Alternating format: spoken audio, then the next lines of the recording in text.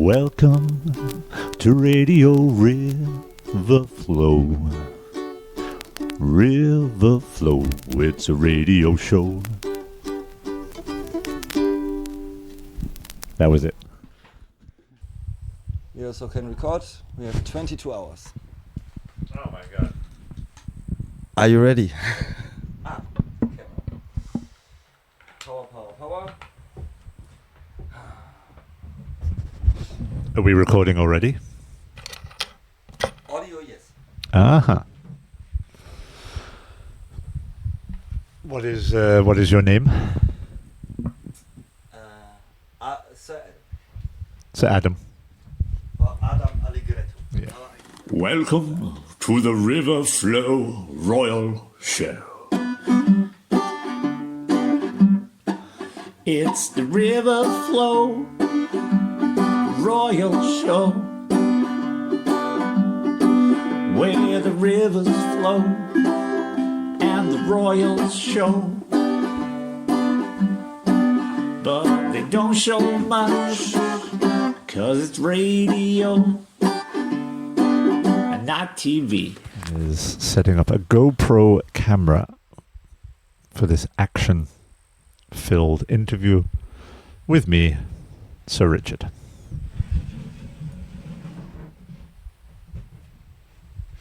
You're also Sir Richard? No. Just thought I would be because you're Sir Adam. Okay, I like it. We're sitting in a small hut in Siebertal next to the river. I'm looking out of the hut. I see grapes hanging from the ceiling and falling apart buildings behind. They look very nice in the sun. It's hard to imagine black and white. Hard to imagine black and white. Yeah. And it does not stick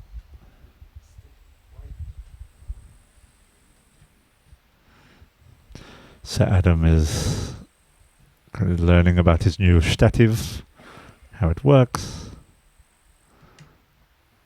Trying to force things instead of loosening screws. Can you pretend to look at me? I pretend to look at him in the chair where he will be sitting. A look of excitement on Sir Adam's face when he realized that he can extend the stative upwards with a little turny handle. Always have to record, but then switch on the...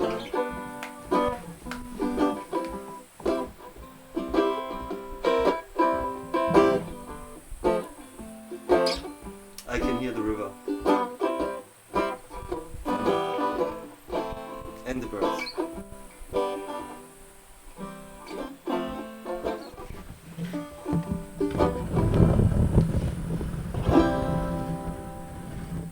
Can you play like this?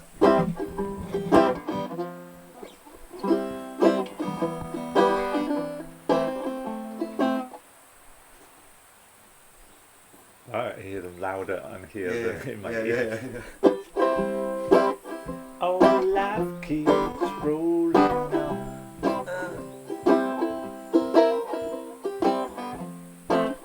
Oh, life keeps rolling on. Yeah. You will think the singing is not good, is it? What? Am I singing? Yeah, is the singing good on this? No. It's not good, but it's okay. Then we okay, wait. Laughing. Time is ticking. You've used 7 minutes of your 1 hour. Time is always ticking with you. It's true. Why is that? The time is ticking. Yeah. It's ticking with everyone. It's because I wear a Casio. But do you feel it ticking? Like really, is it? Are you more aware of that? Well, of time ticking. Yes. If I wear a Casio, I'm more aware because I have the time ticking on my clock. And without the Casio? I'm less aware. But I often ritualize taking the Casio off. and putting it back on. But you are more aware that, or for me, for at least, I am more aware now in my age than I was being a child. There I was not really aware. Like I said 2 days ago, 2 days could be like hours, years for a child. When you wait for something you really, really want. And now it seems like you get older, time flies by faster. I think it's more time becomes a little bit more irrelevant. No, I More say that. irrelevant. More irrelevant and more relevant. And everything in between not. You know what I mean? No. Yeah, it's pretty deep. Please explain both sides. It's more irrelevant. Like it's a little bit of as in this aging of what is time, what really matters. Now we're all more sinking into the understanding I am going to be Earth one day. So time, it's just a passing into that. And in times, this relevant of, I have now much more things that I am juggling in my life. So I have to be quite efficient with certain bits of time. I'm still not making sense. But I feel on the grand scheme of time of life, like my last 10 years of life, I can't really track very well. I feel it's all a bit ba. Me also, same feeling. Yeah, like when things happen and what is a bit like, I don't know. And kind of my timing for trying to be effective with work or organization is somehow more. I feel I have to be much more precise than I used to be with that. I feel I have to master Chronos, the structured time, much more than I used to. I have to be, okay, now I have this much time and bam, bam, bam, bam, tack, tack, tack, tack, tack. And I have a much greater need for holding spaces, whatever space, in my work or workshops as well, with like, okay, now for 1 hour, this is happening. And then afterwards, I know it's not happening. Yeah. And that makes me very relaxed. Yeah. Whereas before was a little bit also more irrelevant how long things were. And now if there's a dance party, I'm like, I want to put a timer on for 1 hour and dance really hard for 1 hour. And afterwards, I know that we're not dancing anymore. Wow. I just want to control what time. What a cool party. It's a really cool party. Yeah, something like that.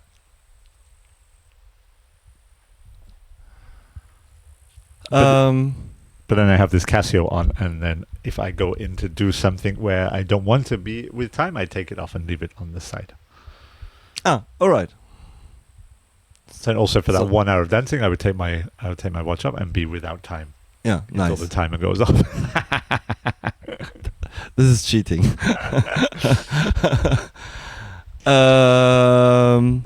Yeah, before we go in deeper, hello to everyone. This is a special episode of Radio Riverflow Royal.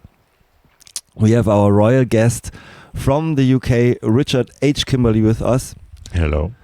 He was with us, I think, 3 or 4 times already, and is with this show the guest who has been most on this channel, podcast, radio show.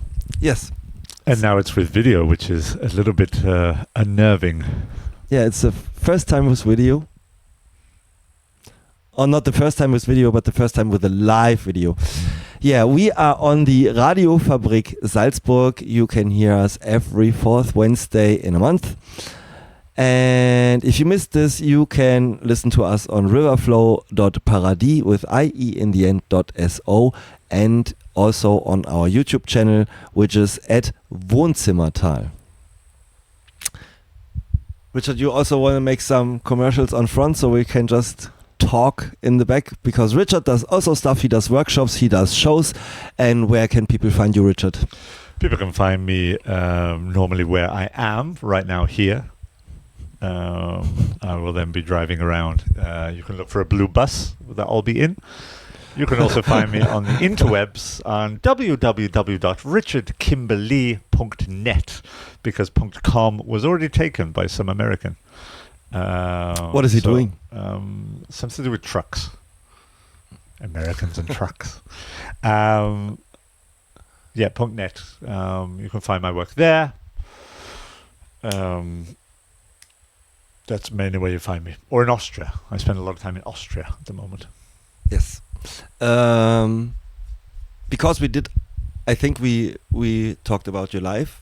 One time we talked about shows or festivals. A festival you make, the From the Plains Festival, you can see it in our archive. We talked with you about some shows you did, like Jimmy and Barada Street. What are we going to talk about You now? answered all our standard questions. So yeah, what are we going to talk about? Maybe about you. Face of shock. One of my favorite things on this podcast /video is to try and throw Sir Adam off with his questions. Please continue. How are you? What was the last I said? Yeah, we talked about everything. Successfully threw me off. I thought about it would be nice because you just had your birthday. Just had my birthday. I celebrated here. Yes, you celebrated here. Mm-hmm. And perhaps the idea is a little bit from that when I now think about it, because I want to do some reflection time with you, to reflect on some things we did in our lives. So yes, perhaps I do talk a little bit more in the show. Nice. We could turn the camera around as well. And finally see the face. Who's Sir Adam from the Kraftnafra? I don't have sunglasses here or nothing. I can't show my face. I'm hideous. Yeah. Because Richard had on his birthday a very nice presentation where he tried to put pictures from the year 1 to 40, and for every year a picture. Or a few pictures. Yeah. And an impossible task. How did you ask your mom or did you search yourself around, or where did you find all the pictures? Yeah, it's also quite funny. From age 0 till I went to college, until I left home, I asked my mom. Yeah. Because I don't know where those photos are. And it were real pictures by the time, not digital ones. Yeah. But my mom sent me photos from her handy of the real pictures. Okay. So those I asked my mom to find what she had. And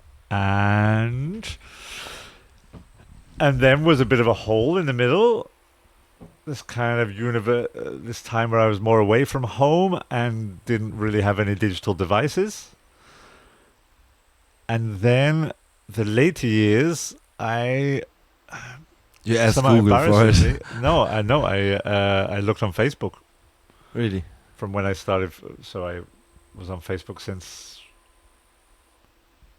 around 2021. Yeah. And just a timeline of photos on Facebook that mainly I never posted so many photos on Facebook, but because I'm performing a lot of people put up photos, and whoever puts up photos and tags you in. So I just went through and I had a timeline on Facebook, and then more recently. So you even had photos from people that took a photo from you didn't even know. Yeah. It's also funny. Yeah, somehow funny.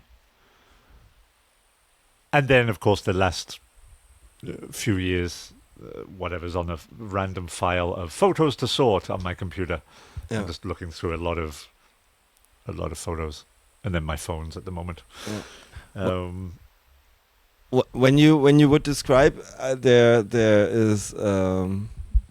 was this comic in the 80s, I don't know if you know it, it was called Larry, and it was a rat listening to music, and you could buy LPs with the rat on front having mixed music on it. And there was once in an LP there was this comic lying within where you could see Larry as a baby, as a teenager, then as a skater, then as a punk, then as a metaler, and there were these categories. What would be the categories if you frame your life like, and how long would they be? Because some categories I think are shorter, but they really have an impact in your life.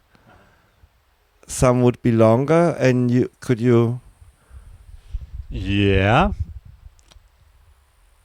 Age 0 to 10. Good boy. good boy. Good boy. Wow. Okay. And if you talk to my mom about these times, Richard, it was just never a problem. Just always so good. Never cried. It's quite an impressive. Apparently, I never cried for 10 years. And then you started skating, and bam, Bam. crying and a bad boy. Yeah. There was so I remember there was some interest for bad boy leather. I tried to get a little leather jacket, tried to get a little chain. I put it on once, but a denim jacket and a little chain. You didn't feel it. I put it on, but a good boy wearing these things, it doesn't work.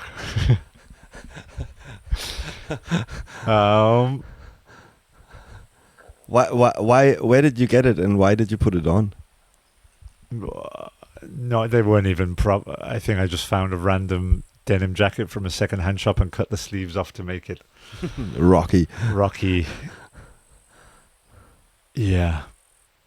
I can't. It wasn't even a phase. It was like half a day, and then it was gone. But you still remember it. So, Somehow, then kind of floating in between, hard to categorize. Nothing too extreme. A lot of hoodies. A little bit skater-esque. I skated a bit, but not really. Also, not really category. Kind of cozy, comfy category. Quite a few years. Cozy with a hoodie and a skateboard. Okay. Cozy with a hoodie and a skateboard. Went to university, grew my hair. Yeah. Stayed in the cozy skatery, but then had long hair. Yeah. And then I think You never took drugs. No. Question from left field. No, Yeah. I never took drugs. Okay. Yeah. I never took the drugs that hit people out of cozy good boy Okay. into messy, junky. No.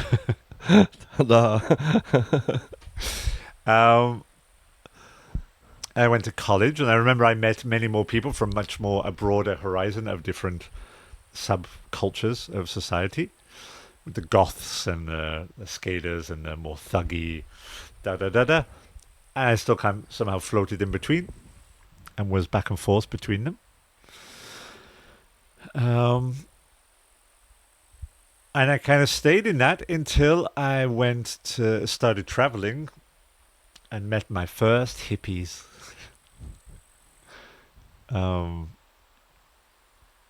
Yeah. I remember I met a couple from Australia who were traveling together, and I met them and felt very nicely connected to them. They were super, super playful and super loving and fun, and and quite a clear, like, I want to be a hippie. Well, not so clear with hippie, but I like this style and this life. Yeah. I'm going to get some slightly flowing clothes and not change them. What did you like about it?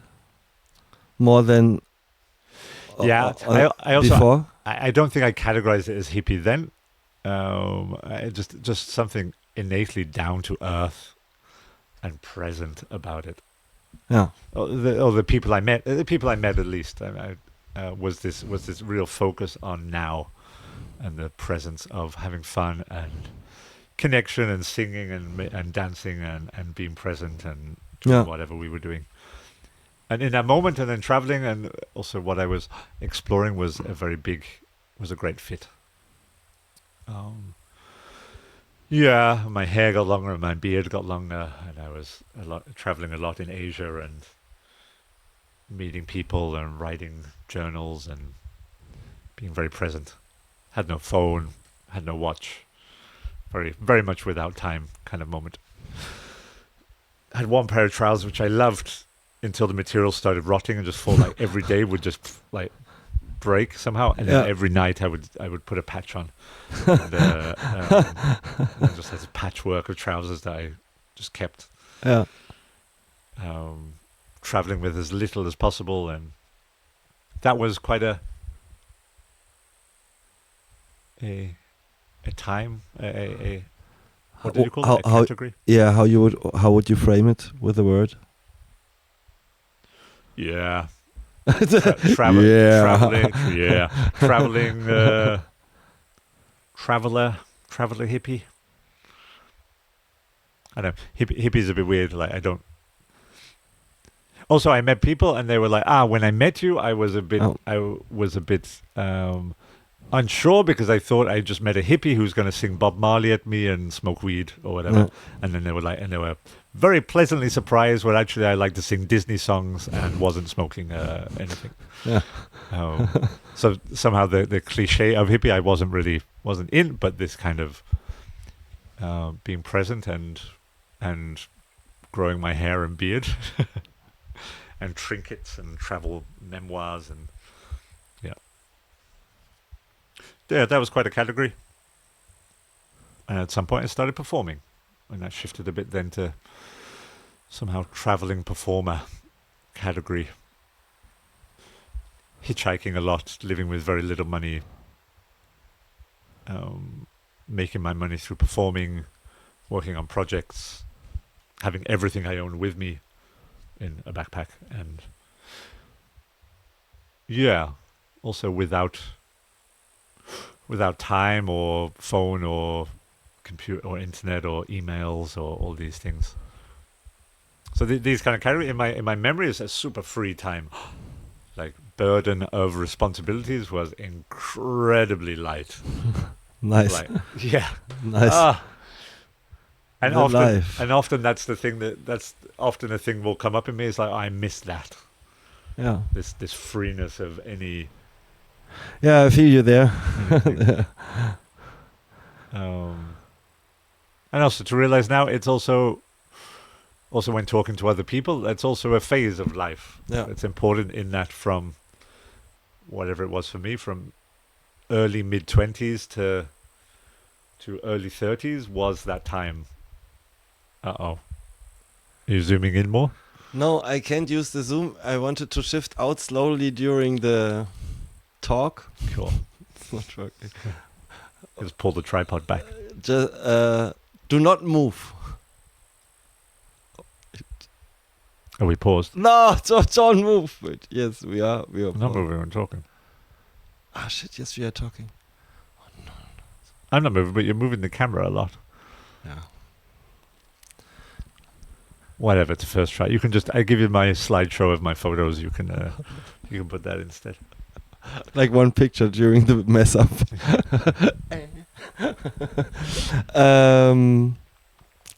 And during that time was it the last one, the performing, or no? Of course not. I don't want to alarm you, but we're peaking. This is flashing a lot. We're going into red zone. We're going into the red zone. You know? Me also? You also. Cannot be. Yeah, you took the microphone a little bit away, so Did I? Yeah. Okay, I hold it here. Yes. I have a limiter in, so it's not badly peaking. Yeah. It has a limiter. Wow. It's totally awesome. Makes life you're so still much peaking. easier. I'm still peaking. Anyway, blah, blah, blah. Yeah, it was not the last stage. Or the last category, the performing. No. I guess. No. From my guess, it would come workshops and then family. Yeah. To make it short. Or did I miss something? No. Yeah. Then there was traveling performer, and then there was community time. Living in groups. Ah, yeah. Mm-hmm. And at the same time, starting to do workshops and performing more Seriously, no. More established, which then at some point entered. Yeah, emails entered and computer work entered. So Yeah. that was also a new phase of performing, where I have to, or a business basically. Yeah. And then was this stage, which somehow settled into my job. And then the times of having very, very little monetary output then changed to I started to make money with what I did, so then can also pay rent and live in actual houses. Yeah. How was that for a change? It was a hard transition.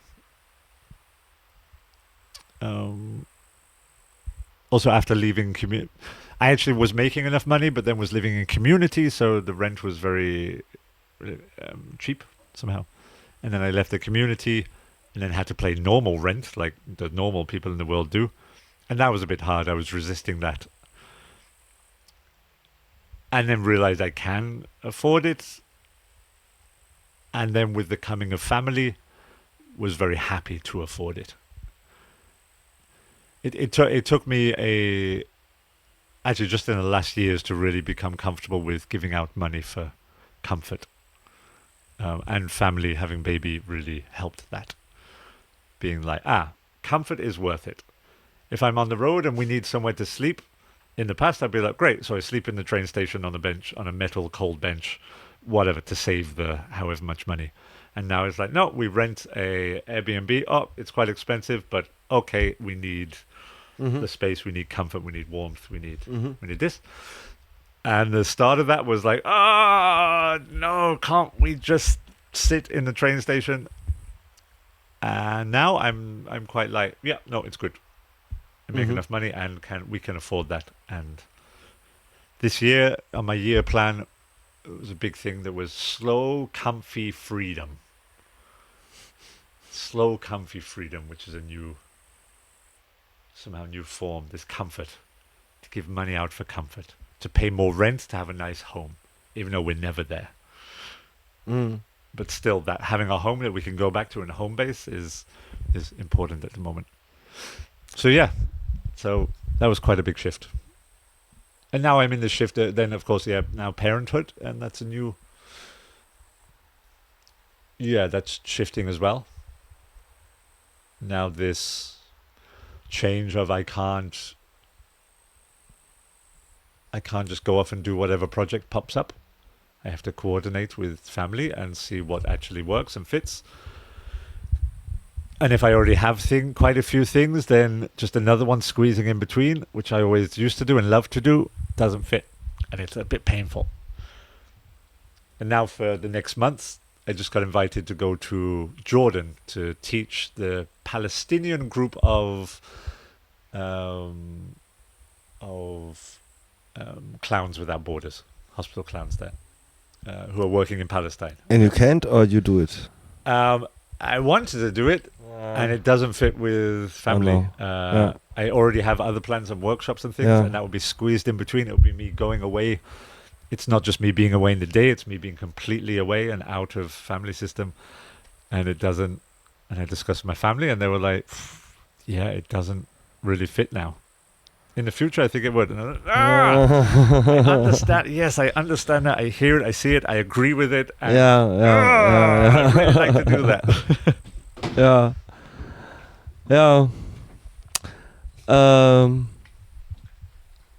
I also have some stuff here where I thought this is sad that I couldn't go there because I have to stay here for the animals or whatever. Yeah, I can feel that. In all those phases, in which phase would you say you started learning something that still reflects on your life today, like really on today?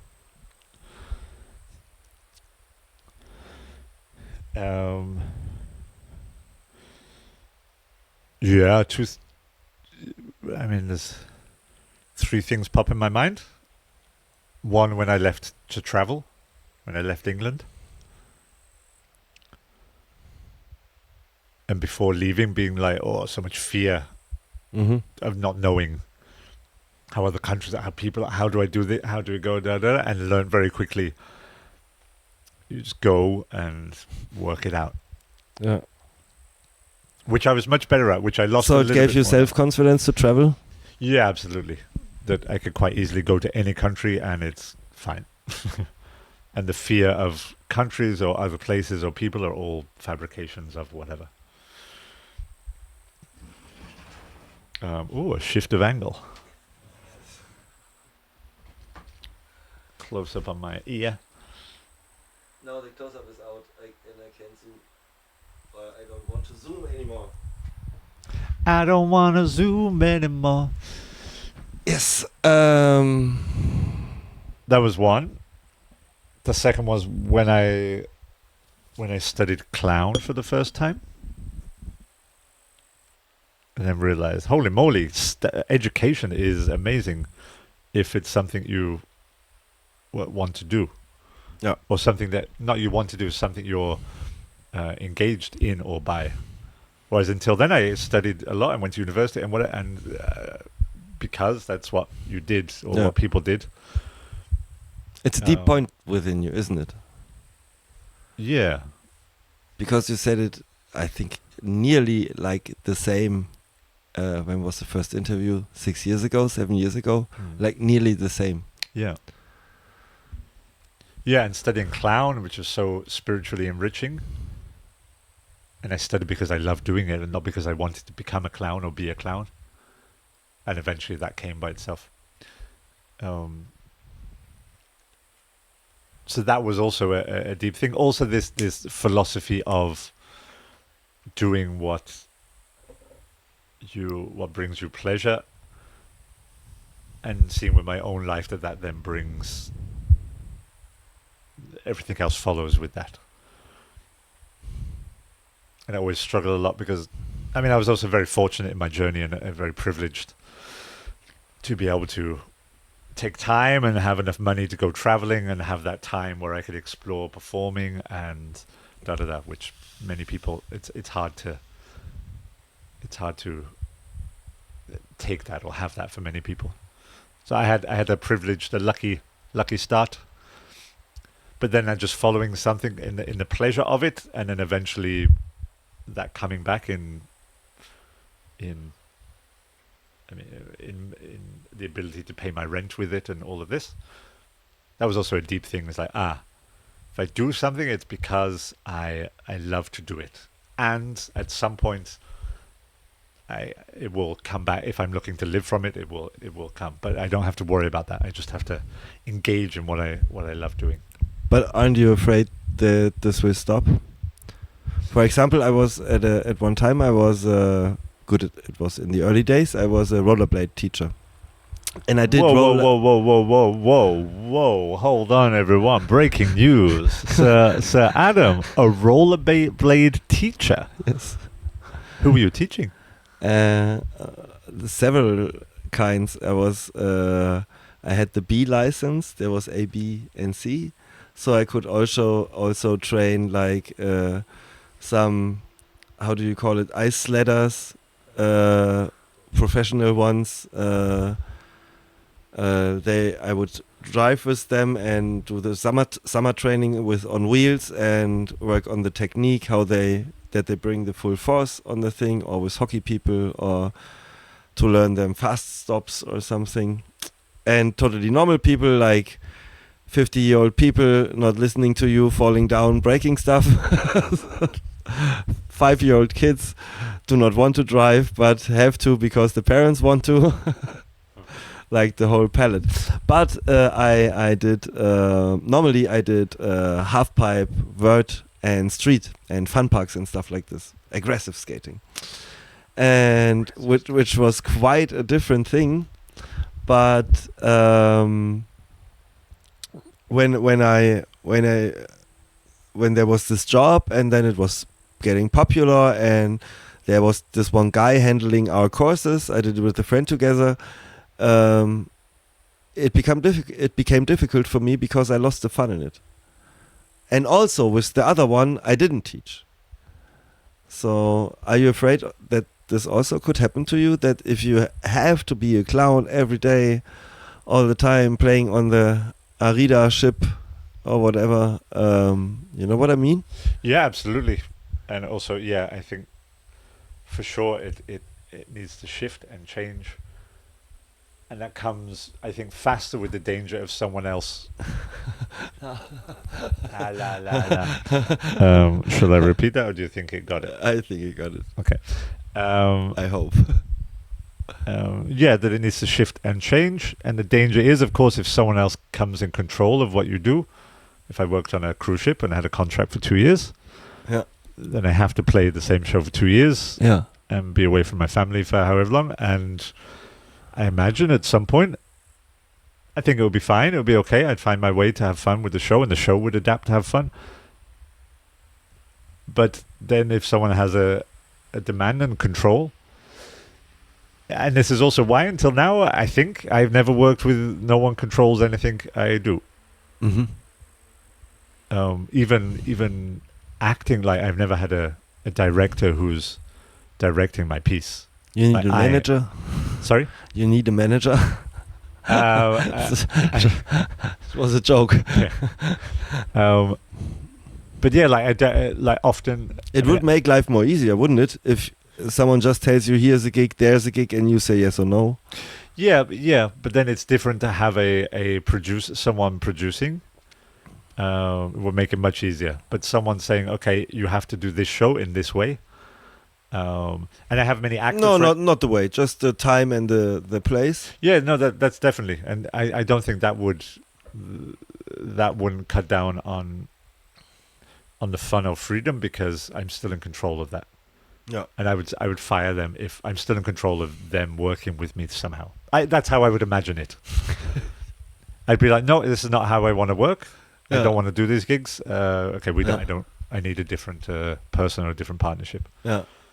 I have many actor friends who worked in, on normal theatre scripts, and they get very much told where to stand, what to say, how to say it, and that's a different skill to do that. But me, every time I go on stage, I have fun to, even if I have the same script all the time, I have fun to say it wherever I want, however I want, and so there's always this fun variations that is fun. I'm not scared of the fun in the things going away. I think it would just evolve, and old things will fade away and new things will come. And now with workshops, there's a new cycle of now I desire longer term workshops. So like these short term 3-day workshops. What is long term? What is short term? Short term is like a weekend short term, which I've done a lot of, which is my main format, which is easy to sell. And at some point, then you're always teaching the same starting point. So now I have desire to enrich my growth and the fun of it, to do longer term. Either the same group, many weekends, or longer, at least a week or more. Or I'm heading for a month. I love very much to have a month workshop once a year with one group, intense. To also, a wise man once said, "What doesn't grow dies." Yeah. Who said it? Giovanni Fusetti. Oh, the wise man. The wise man. For the listeners and viewers, in 2 short words, who is Giovanni Fusetti? 2 short words. No, you can make. 2 short you words. can make a sentence. He is the man. He's the 2 man. short words. He is pedagogue of theatre and life. Helicos, you can find him at giovanni.com. I think Helicos is the name of his school. He's opening a new school soon. And I worked with him a lot, and he's very inspiring for quotes like this. Anything clever I say in my workshops is from him. Okay. No, I forgot the question. You're very good at asking questions. Pardon? You're very good at asking questions. Your questions are very good. Really? Yes. Thank you. You're welcome. In the Also in those categories we had. I think category is a stupid word. What is a better word? Chapters. Yeah, chapters is awesome. Chapters. Yeah, in those chapters, are there specific chapters or deeds, or you would revoke if you have the chance? You mean to live again or to change? When you look now on it in your age, in look at yourself 16 doing something stupid or something, would you are there certain things you would change if you could, or would you say no, this is all a part that made me in the end who I am? Yeah, I'd go with the second one. Wow, top answer. Cool. It's very cool. The only better answer would be 2. I take 2. Number 2, please. Okay. No, yeah. Would you explain that for us? Why is it number 2? I mean, for sure, I could look back through life and be like, I could have done that differently, or I would have been cool if I did that at that time, or cool, I miss a chapter. Looking at the color of human experience, it's like, what am I lacking in my life? I lack a little bit the drug addict, sex, rock and roll, party time. I could do it now. I could just live it now. Yeah. Or maybe it would be better if I went back and did it at a more ripe age where I was more, I don't know. I could, but also, yeah. Funny wise, for me, I would say I have a lack of being in nature. For all the years, there were some years I spent a lot of time in front of the computer screen, and somehow coding or internet or whatever stuff, and all of the stuff I did there now has no meaning at all. So you regret it? And also a lot of stuff I learned there, I think I could have learned. I learned a lot, but also a lot I now don't need anymore. And I think, and it's 10 years, and I think it was the best years. You know, from, I don't know, 30 to 40. And yeah, like not being a lot outside, not seeing a lot the sun, not a lot playing, and I don't know. And I regret it a little bit, yes. You mean the best years, like 30 to 40, should be your best years, but you spent, or they were your best years? There was, with 30 to 40, I was still fit enough with body and soul to do all the stuff I wanted, but also wise enough to do not all the stuff I wanted. With 16, not so much. Especially, for example, rollerblade wise or something. It was like a 16-year-old boy. I can do this. Slam. I broke my arm. Like something like that. I think would not happen, because on some stuff, the fear would be too high that I say, no, easy, I go this. I would look at this and I go, no, I for sure break something or hurt myself very bad. So, and I don't know if I would call it regret it. It's such a hard word. It's more like I wish I had done it better, because I also have learned stuff there, and I learned to know some nice people and stuff like this. But in the end, it was not what is nachhaltig? Sustainable? Yeah, it was not a sustainable 10 years. Also for my body. It went down there. Yeah. Less sport, other stuff stayed with smoking and drinking sometimes. And also psychologically, I think it's when it went down when I left the sun. Yeah. Yeah. Yeah. I also feel now how fucking way better it is now. Yeah. Being again a lot in nature. And I guess that's also one thing that pulled you to this place, no? Of living in... I don't know. In my subconscious, perhaps, but consciously not. Yeah. But when I hear myself right now talking, it makes sense, yes. I mean, you have a lot of nature here. I mean, it's sunny now, but I mean, there's not so much sun here. Sun you can still work we on. only have 1 hour less. It's not so much less sun. And yeah, some months less in winter where the sun is not coming at all. But the snow is reflecting very nice. Yeah, I think it's not also being in nature I found for me, because I can have a house here and then I have again my living room, or I don't know. I found for me it's very important that I'm very fast out in nature. And here I go from my bed, I have 3 meters and I am outside. And with the time when I was depressed, it helped me a lot to go outside. And now if there are some small waves coming back and I'm lying in my bed like some years ago and telling myself, I don't want to get up. This is so hard to get up now. And then I force myself, okay, you go out 1 minute. I never make it only 1 minute, because it always is longer, because I find something, or I go to the ducks, or I go to the other house, and then there I see something, I start working something, and I'm out of this routine.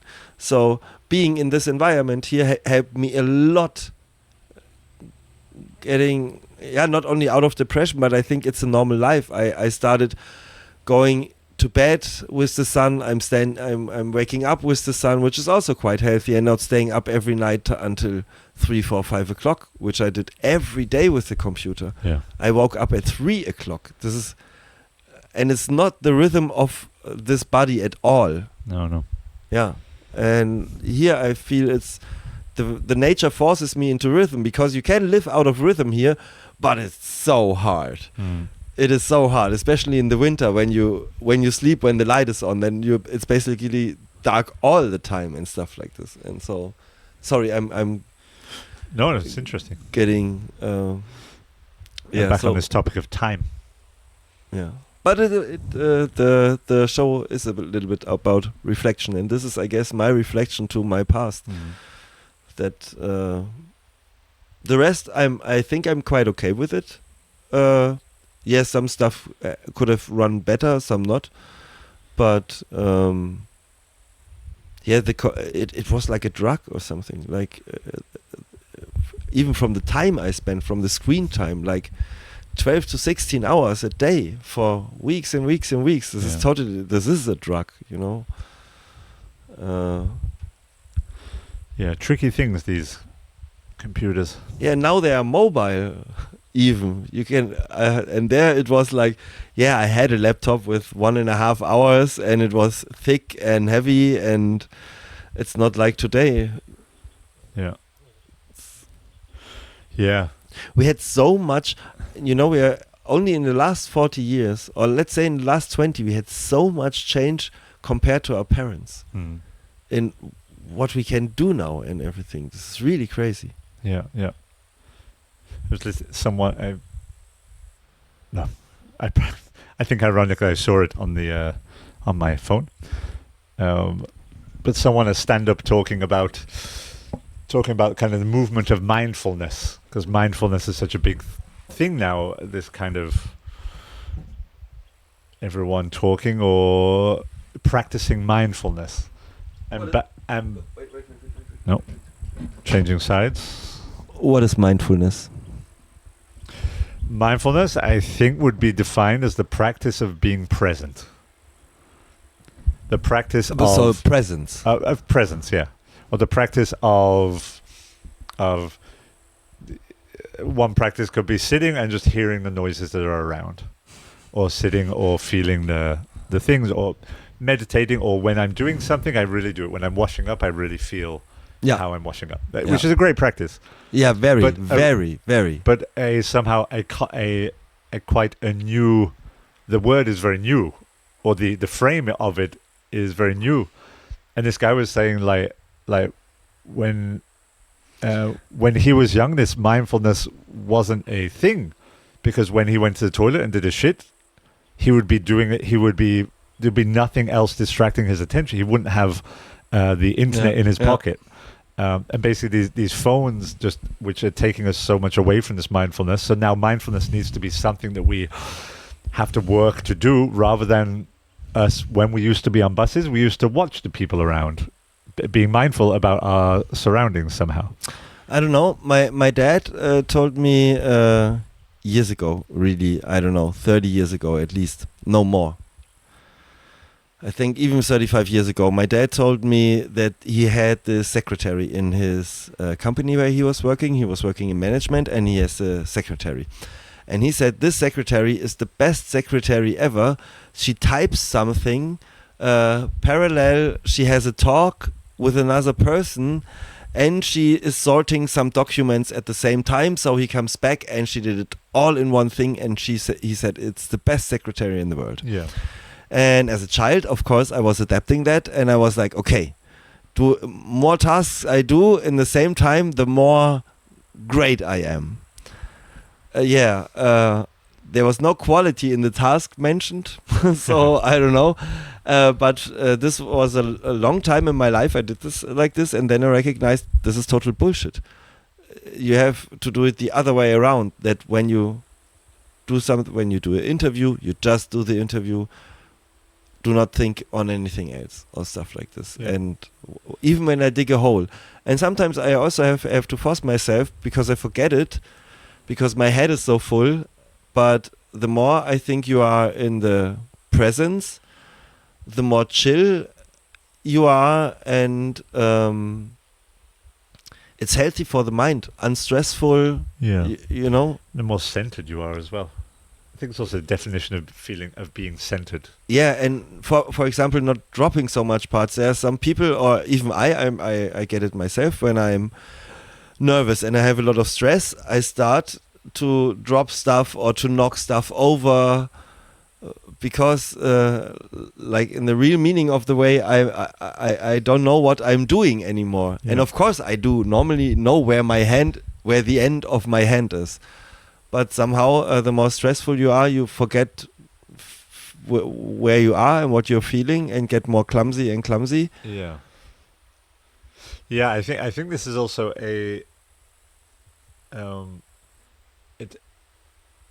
it's also a burden of the selbstständig, of the self-employed, because I think having when you're employed, you're having a job from 9 to 5, you go home, you have your home life.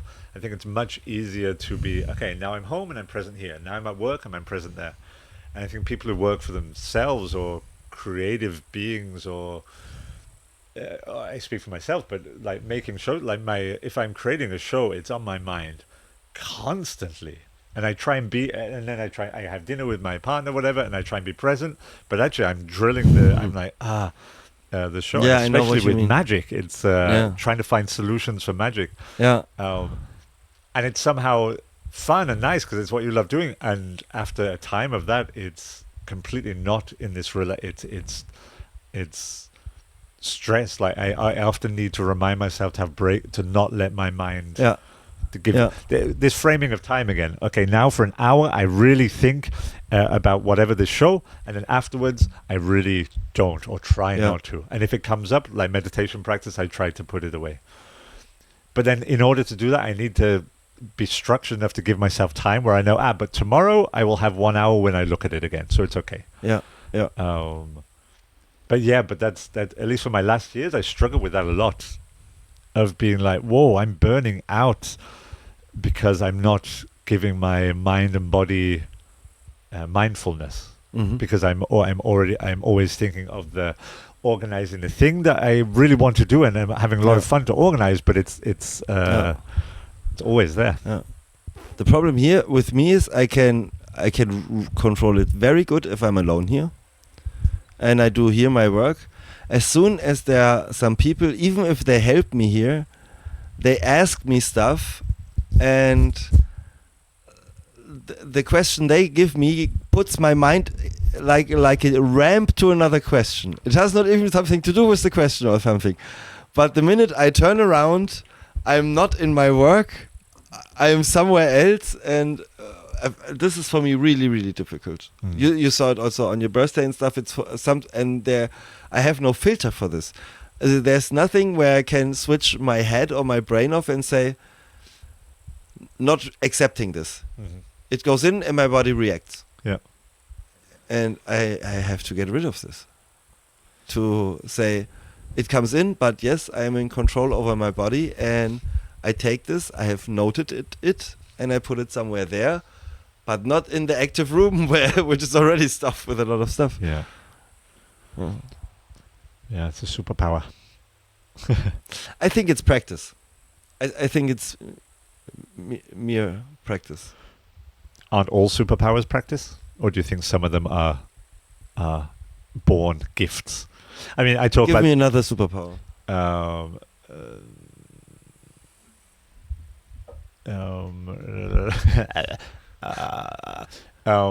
Shooting laser eyes, born. any skill, like being a master pianist or a musician, also having a mastery of an instrument. Learned. It's also practice, no? Yeah. You can be gifted, then the practice is easier for you, but still the practice is necessary. Yeah. Emotional intelligence, I think you also can practice, which is, I think, is a hard skill to feel what the other person is feeling. What is it in English? If I feel if I try to imagine what you are feeling. Empathy? Ah, yeah, empathy. It's the same. Easy. It's interesting, though, because there's this thing of getting a superpower in something, or becoming advanced in some skill or capability, which through practice and experience and whatever. And that thing of how much luck has gone into that. And I think there's a lot of luck with privilege. I think if a lot of your life is in survival mode. Yeah, that also, of course, if you have no food and it's hard to learn a magic trick. To become then a master, to spend hours a day learning magic tricks. Yeah. So that privilege of relaxed time, I think, is also a I feel that a lot for myself. I had a lot of privilege that I had a lot of time that I could really sink into what I do, performing or learning instruments or whatever.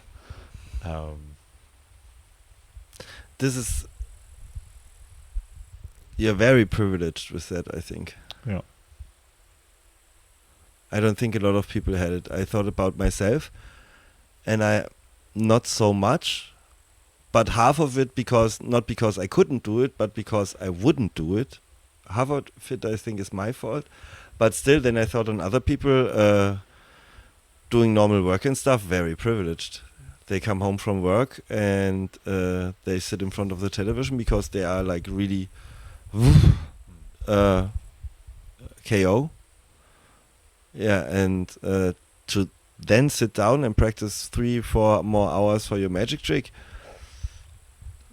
Yeah. Yeah. Do you think more people should live like this?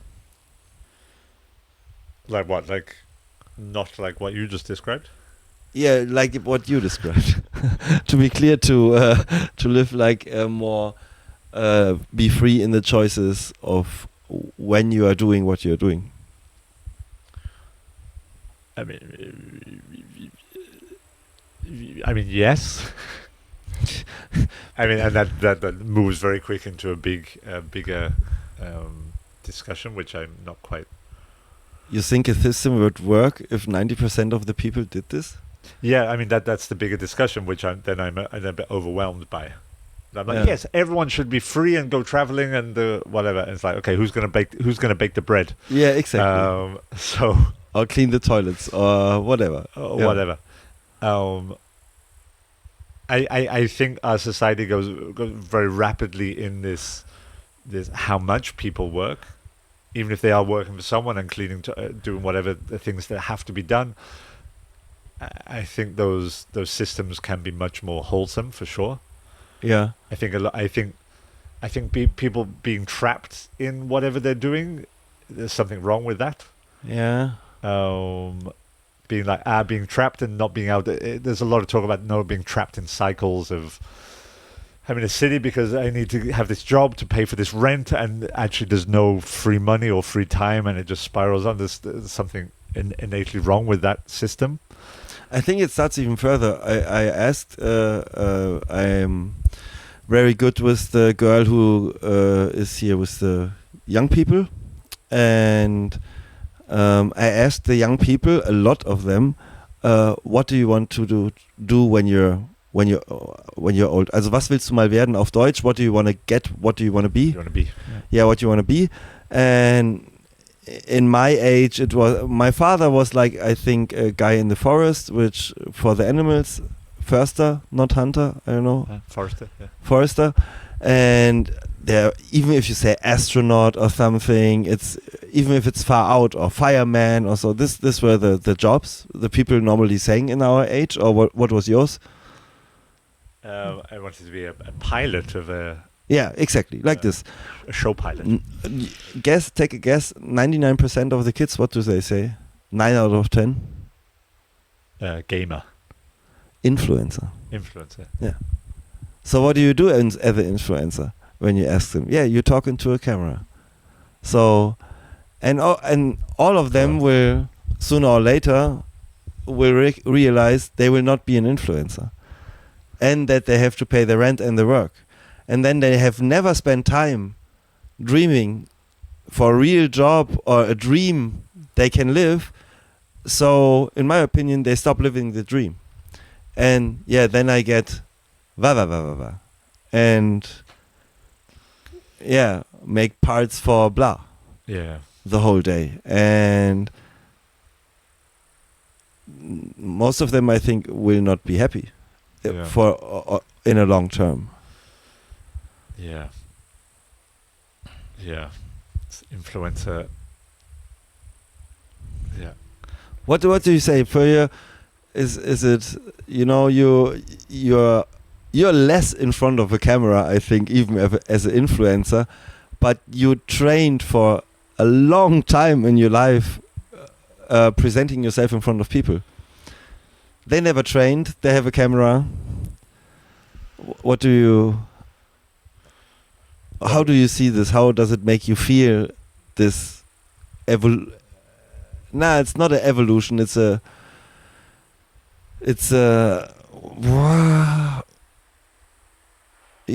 way of things are happening now. Yeah, it makes me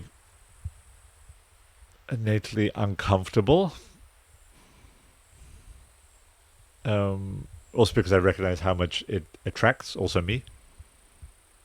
Do you want to be an influencer? No, it doesn't. You are watching stuff? But I mean, I mean, I'm known to fall into YouTube holes because I'm researching. Yes. Which then goes off track wildly. Yes, of course. Because it's so clever and addictive, and then these short videos,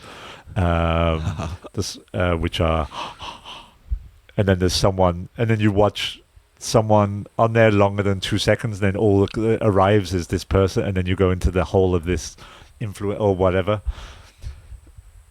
So yeah, I'm. It disturbs me because also I recognize in myself how it traps me. And you are a creative person, being able to form other creative thoughts. Imagine you are not a creative person being bombed with so much creativity, and I think when you switch this off, you mostly feel empty. Yeah. It cannot give you something. It is too short to give you one emotion, like I saw this piece about love and it made me feel a lot of blah.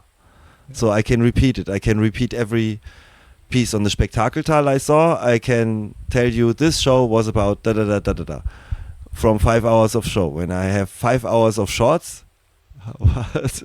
Yeah, I mean, it's a you know the last 10. it's a complete lack of connection in digital interaction. I mean, complete lack. I mean, of course, if you're video calling someone, there is some form of connection, but humans need touch and presence, and live theater and live performance also gives that, this togetherness. I'm here with tribe, and all this digital stuff, I feel, is the illusion of that. So Yes. the dopamine, we feel we're getting it through dopamine, but then when, as you say, when it's off, it's isolation and loneliness and this. Now, of course, both of those things can also exist together in a healthy balance. I don't want to say that all people who look on Instagram or whatever are failed and awful and whatever, and lack of connection and love. And But there is, I think, a great lack of connection in our society these days. yeah, and we're searching through these wonderful devices that are so scary. Yeah, now we have the challenge of now having our daughter in the world, and how we deal with handies, our phones around. And we were like, right, we don't have phones in the same room as her. Bam. And we were both like, great, what a great idea. For She how grows many up years? Not a phone around. Great. Yeah. It lasted a week, and then it's like, your phone's, yeah, we put it away. You're on your phone. Yeah. And this reminding of each other, and it just always coming back and really trying to get the discipline to, and it being such an ingrained part of our life as well, just to check, okay, I have the baby, we need to go, I don't know, to the doctor, to the shop, whatever. Okay, I look on my phone, she's in my hand. Okay, I look on the phone behind my back somehow. It's, and of course, if the phone's around, she's like, what is this black treasure hole that is taking everyone's attention so much? I want that. Yes. That's right. That has as right. much focus than I do often.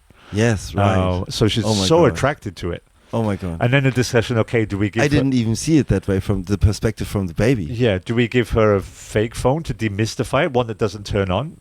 So she just has the object and be like, it's just like another toy. Do we do that? Feels a bit weird. Yeah. Do we completely be like, no, phone? What do you mean? We don't use phones. And then sneak in the other room and use phones? Also feels a bit weird. Also, when she gets older and she finds out one day, you have been using phones all the time, all these years. This is terrible. And now kids, or it feels kids having phones younger and younger. At some point, a friend circle she'll be confronted. I have very quickly a big wish.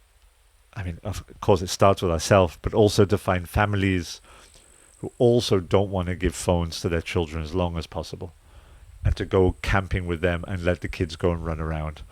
Because I think as soon as there's one kid with one phone in the pack, then these devices are so fucking clever that all the children just fall into it. Yes. And then it's kind of game over. We need a tribe of, And also for us. And it's even worse when you have, like, you put your your child in normal school, and then all the kids but yours has one. Yes.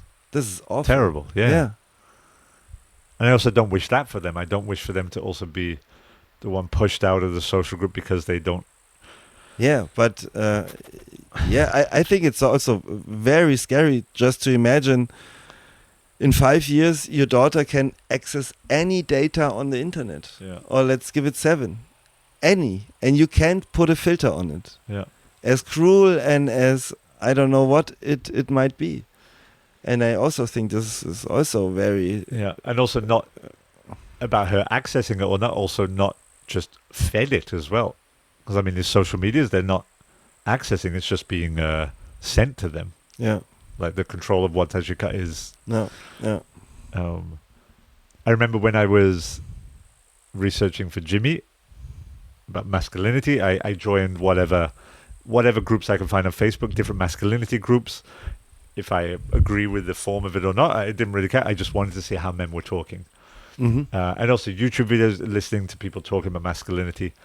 and listen to also a lot of these people like Andrew Tate and these influencers of young people who are slightly more on the heart, on like, whoa, how they're talking. I don't like it. I don't agree. But I watched it quite a bit. And then suddenly my social, there was a kip in my, a change in my, what I was receiving through my social media. And suddenly everything was getting very right wing and right kind of pro. Really? Yeah. And I started, and I really had to challenge myself of, because if someone speaks well, Wow. if someone speaks well, I'm kind of, part of me is like, yes, I agree with this person, just because they're speaking well and are convincing. And part of me is like, oh yeah, oh that sounds good. Yeah. And part of me is like, wait, is that? And a couple of times I remember kind of like, talking to someone, I was listening to someone, I don't know who it was, and talking about this, and this person was like, really? It surprises me that you're so in that way. I was like, yeah, oh shit, oh. And yeah, and just through just notice how the filter of what you receive is, what the truth of the world is, shifts so quickly. So reflected on the past, would you think we get more manipulated in our times now than like 10, 20, 30 years ago? Yeah, that's tricky. It was 10, 30. I was less aware of. I mean, there still was television and commercials and blah, you know? Yeah, for sure. And parents telling you, do this, do that. So... I'd say more, yes, just in that thing of how accessible it is. I think in the past it was possible for families to protect their kingdom a little bit more. We don't have a TV. And then it's somehow a little harder for it to flood in, but then again, I guess news just traveled in different ways, or input traveled in different ways, which I don't really remember. I think it strengthens it a bit, because years ago there was just this one guy in the village who was a little bit strange, thinking the airplanes put poison out on the village. But then now the guy knows there are 2,000 guys in whole Europe thinking about this, so for him it becomes much more real. The posts they do are more real because they get shared and blah. And I think it may affect more other people than it did in the old life. Yeah. Yeah. So thoughts are more infectious in our days because of the sharing speed. Yeah. Yeah, definitely shares quicker. And disappears quicker. Or maybe not quicker. Yes. No, also. Or just reflecting on the recent wars, how they explode into existence and then disappear so quickly. And I'm often like, wait, is that still happening? And then research a bit, oh wow, it is very much still happening, but somehow in the front line of social media and stuff, it's old news. Yeah, and now the new news is that Trump said something funny, or a celebrity, Will Smith slapped someone, or whatever. Yeah. Will Smith slapped someone? Yeah, you don't know? Well, let me tell you, it's breaking news. Much more exciting than any war. In the Oscars, he slapped Chris Rock. At the Oscars? Because he said, so it was an act. No. The presenter, Chris Rock, the comedian, was making jokes about, as they do about different celebrities. He's a cool comedian. And said something about Will Smith, Jada Smith, his wife, made a joke, and Will Smith was like, "Keep my wife's name out of your mouth." And he was like, "Ha ha ha." And he said, "Keep my wife's name out of your fucking mouth." And then he walked up the aisle of the thing, and then smacked him. Okay, wow. And then walked back. And Chris Rock was like, "Ha ha ha ha." It was a big thing. Much bigger than Ukraine. Old news. What are we talking about? Why did I even ask great the content. question? Great content. This is how you become an influencer. But it's a good example. We had such See a... the link for this video down below. Will Smith slapping Chris Rock. Shut up. We had such a beautiful... It is like a short. We had such a beautiful philosophy talk, and then in 2 seconds we go to Chris Rock getting slapped by Will Smith. Yeah. This is so sad. We are all infected. Uh-oh. Uh-oh. Tongue. Okay. Is everything still recording? Everything's still recording. I'm looking so Unbelievable. often if it is still recording to make sure, but it is. It feels a little bit strange still to be so professional now. So professional. You think we come to an end with Will Smith? Yeah, it's over. Sort of. It's exciting, but let's talk about something else. No. Who's your favorite influencer? Chris Ramsey, I heard. I like him. He's a sympathetic. But you see the warehouse that he works in? No. But his videos are often shot in whatever, and he has all these rooms in this warehouse and stuff, all from... And I think he was the first person I watched. I was like, all that got paid from his YouTube channel. Yeah. And was a bit like... And then researched about how much big YouTubers make. Yeah. And was like, wow, cool, I want to do that. That's what I want to be in my life. No, it's not true. I don't want to be that. Sorry. What were you asking? Philosophical... I wanted to reconnect to the...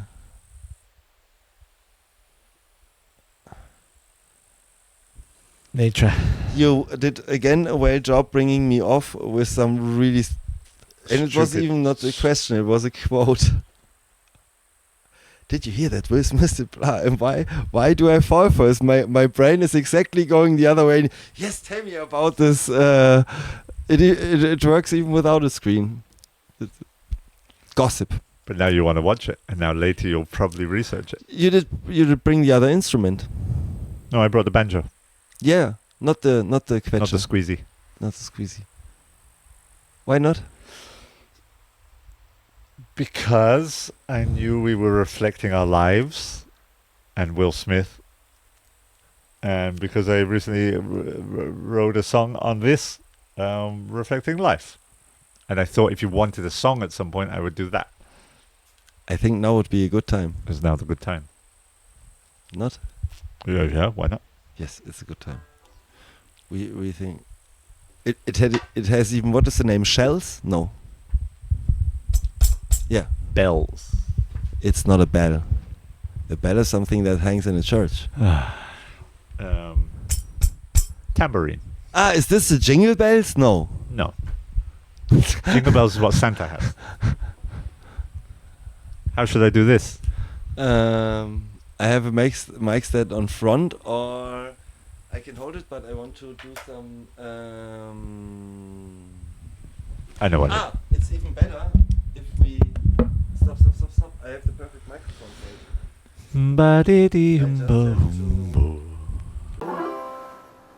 we go into launchers and we do this thingy. And this thingy should do a quite... Good job. Wait a second.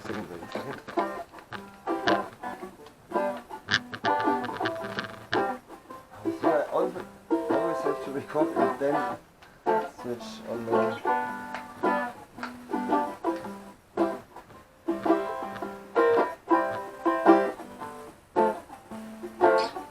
I can hear the river. Thunder. And the birds.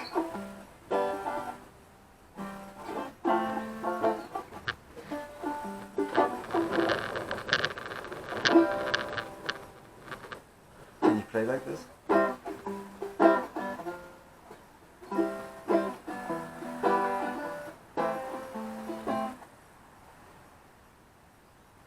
I hear them louder on here than in my yeah.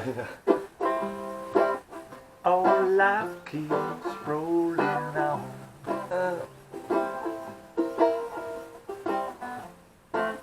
Our life keeps rolling on.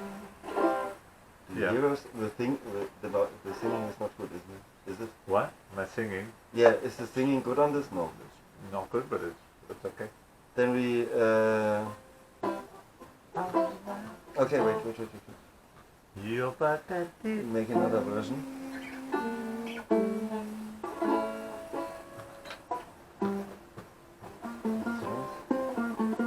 Check, check, check, check. All life keeps rolling on. That's much better.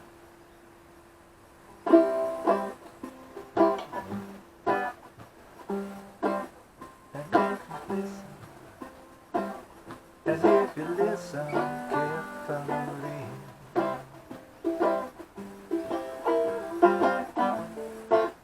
you'll see that. It's good, it's just very loud on the... On the banjo. It can even be less.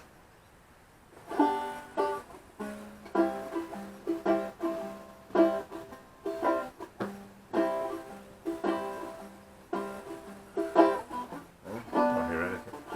You don't hear anything? I don't hear. Do you want to wear these? Then you can. Ah, yeah, this is... ah, yeah.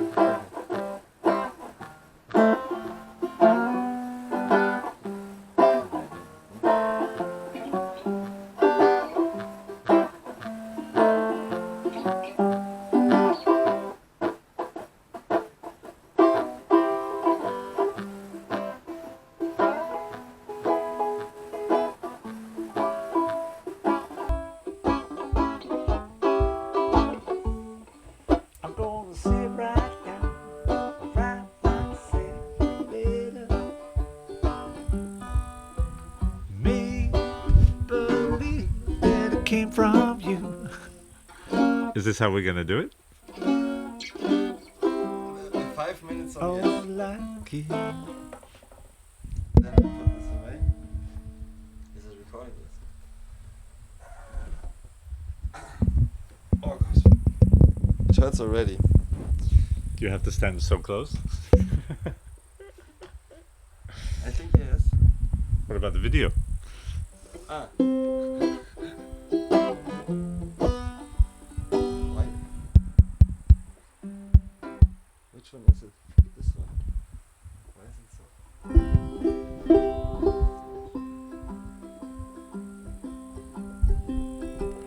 Hello.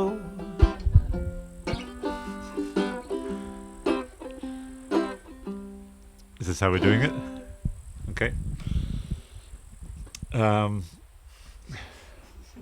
Here's a song I wrote about life.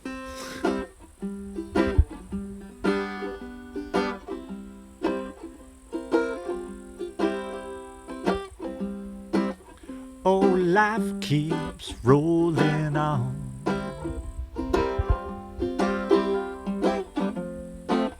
Oh, life keeps rolling on.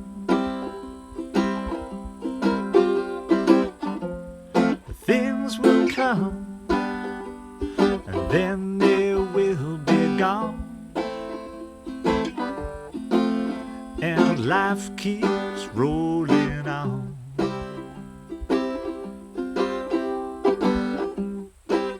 And if you listen carefully,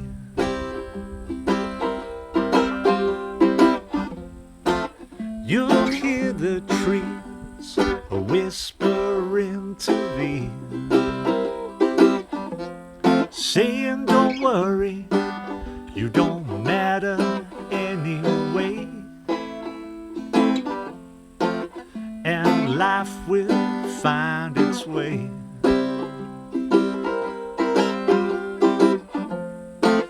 Oh, life keeps rolling on. Life keeps rolling. Life keeps rolling on.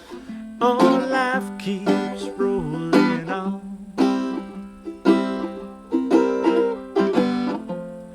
Things will come, and then they will be gone. And life keeps rolling on.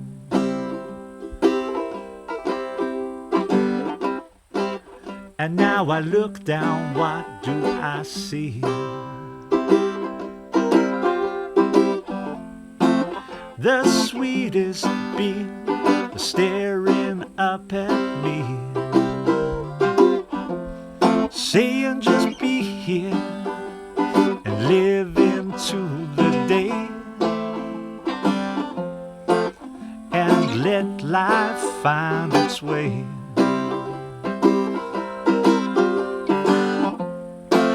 Oh, life life keeps rolling on. Life keeps rolling. Life keeps rolling on. Oh, life keeps rolling on. Whoa. Things will come, and then they will be gone. And life keeps rolling on.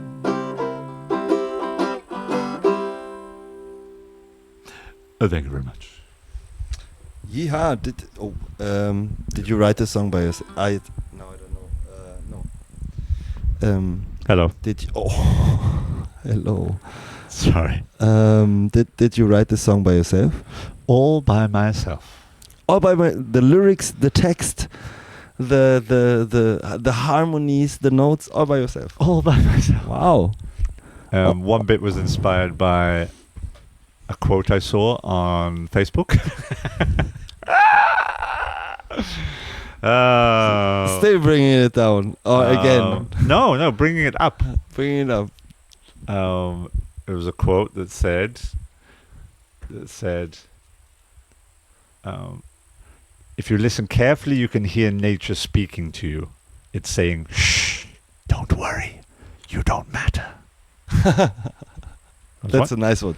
That's a very nice one. And the second verse, inspired by my daughter, Frida Moon. Inspired by. Inspired by. Not written by. She's very advanced. Yes, this is. I don't believe it. This is a very nice song. Thank you. Where can I buy the record? You can buy it on www.richardkimberly.net. $54.99. Really, you have a studio recording of that? Yeah, but you only get to listen to it once for that price. If you want to download the file, it costs more. No, I have no recording of anything. Why? Because we believe in live theater. That was for you and for whoever watches this, apparently. So don't like us doing the Barada Street video? Of that show? Not sure. Why? It's the best appearance of your dad in Barada Street. The most not the best, but the most acrobatic one by far. That's true. For that moment, yeah. He made the turn. He did. He wanted to do more. I had to force him to get down. Why didn't you like the show? No, I did. The show was okay. It was just to 30 of my friends who have seen the show 40 times. So the breadth of surprise that the audience has when we play the show, like when we played day before yesterday. Yeah. Then there's a lot more. The action reaction between performer and audience is better. I understand. It can grow a lot better, which sends me Mm-hmm. into a play state a lot more. So we picked a very wrong show. Somehow. So should we stop cutting it? That's up to you. For us, I don't think I would do anything with that video for me personally. Oh no. We have 3 videos from 3 perspectives. I know, it's amazing. And a sound take. Yeah, but if you want to cut it for yourself, your records and whatever you want to do, that's fine. If it brings you pleasure. Do you want to put it on Barada Street? This show? It's not the best oh no, I'm upsetting Sir Adam. It always ends like this. Where are you going? He's leaving. He's going to lock himself in his hut. Be great. Sorry. All the work. The photographers, the artists. And I'm pushing him into smoking. I only smoke because of you. Oh no.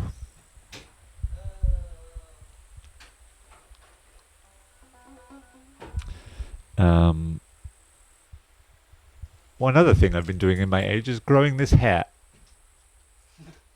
Look at that. Don't know if you can see it, but It's in the ear? it's all over the ear. I'm not sure where that one's coming from, but it's something I'm quite enjoying, growing my ear hair. It's a sign of embracing. You're enjoying that? Yeah. I I enjoy showing people. I found out that it came longer out of my nose than years ago, in the front. I sometimes try to shave it, which I'm quite afraid of most of the time because I have to go with the shaver in the nose, and I'm very like, Scissors. Little scissors. I cut my nose hair sometimes, but the ear hair, I'm letting it. I find it very You funny. go with the flow. It's like a little look. It's like a little polar bear here, coming out. A little white. Yeah. And they're hard to shave. Hard to. I never tried. I normally cut my hair myself, as you can tell. But sometimes, once in a while, I go to a hairdresser's, and they're always like, can I? And I'm like, no, stay away. And Can I make curls into that? Let it be natural. The old man growing out of my ear. So, So, are we serious now. Coming to an end. Yeah, I wanted to come to an end before, Oh, I continued. but then you smashed it with the Will Will Smith stuff. I was so short before it, and then you took the turn. Yeah, but you spoiled also that you will bring me off the show. So how do we get off the show? You with have the any idea? question, Like with what did we learn something from the show? Did you learn something from the show?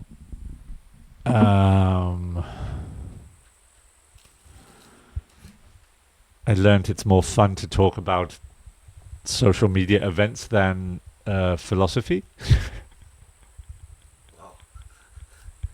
You're not making it better. Really not making I it. learned I'm looking forward to get away from your hut in the nature and go and watch some YouTube. And no, I didn't. Help! Why? Do you know, this is a little bit like we were sitting here for an hour and building this beautiful sandcastle.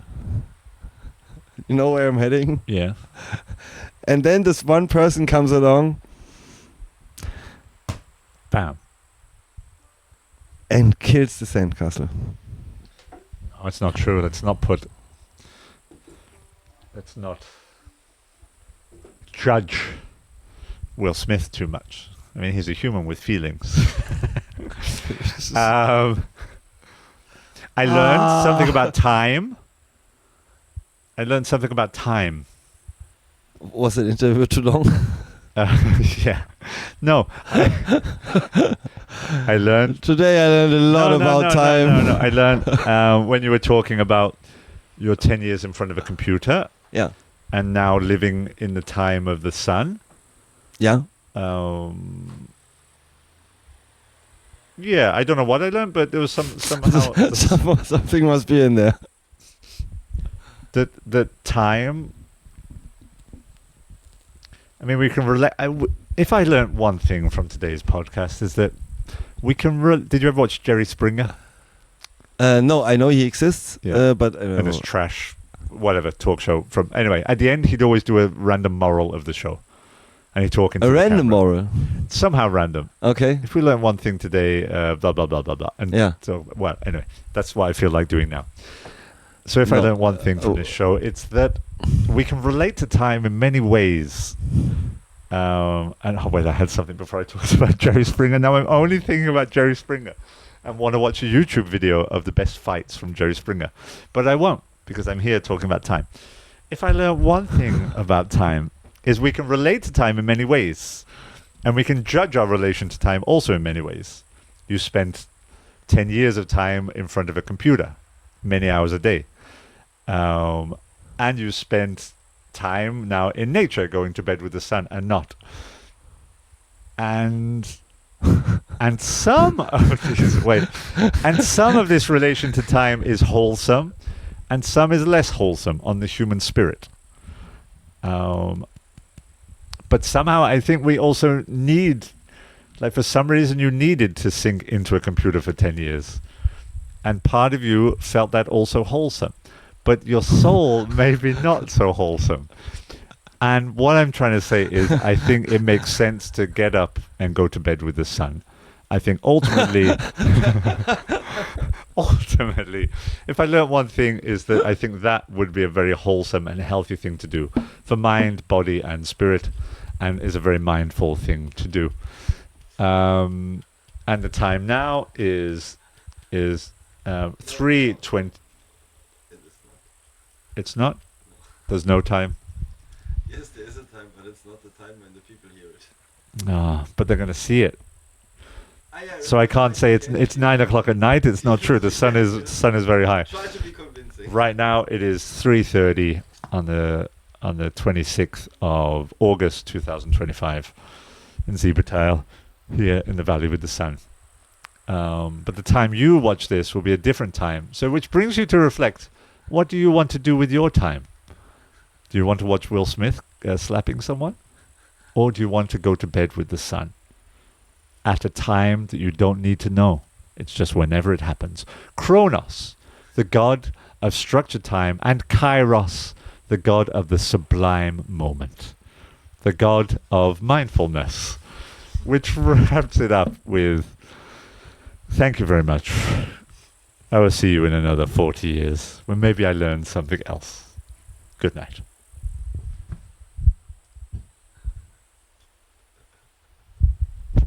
Is that okay? It was nearly a 10-minute piece of, I don't even know where you started. Oh, me neither. I'm tired. It's too long. I told you. What happened to? I said at the start, I like to give a 1 hour frame, like dance for 1 hour, and I know afterwards it's over. This interview was supposed to be an hour. How long has it been? 1 hour. 15 hours. No, 15 minutes. 1 hour, 15 minutes. Since Too much. Too Too much. I'm going crazy. We had exactly 1 hour before. Okay. The, If you edit out all the bullshit, it will be 1 hour. Anything you want to add? What did you learn today? Thank you. I have a microphone. Oh God.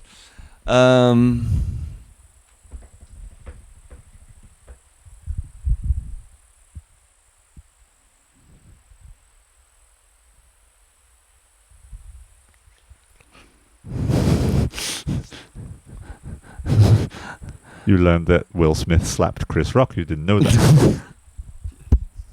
Sorry, philosophical. Okay, I thought you meant something more deep. Yeah, I learned that. Indeed, I learned. No, I did mean deep. I was just About the joking. slapping. I don't know. I really was into the conversation and trying to steer the conversation. That I don't know even what we talked about. Great. No, it's not. But do you know what I mean when you're When you're not mindful. When you're multitasking.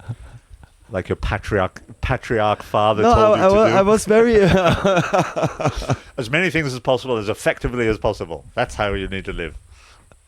It's a good way to get things. I think I learned that it is sometimes good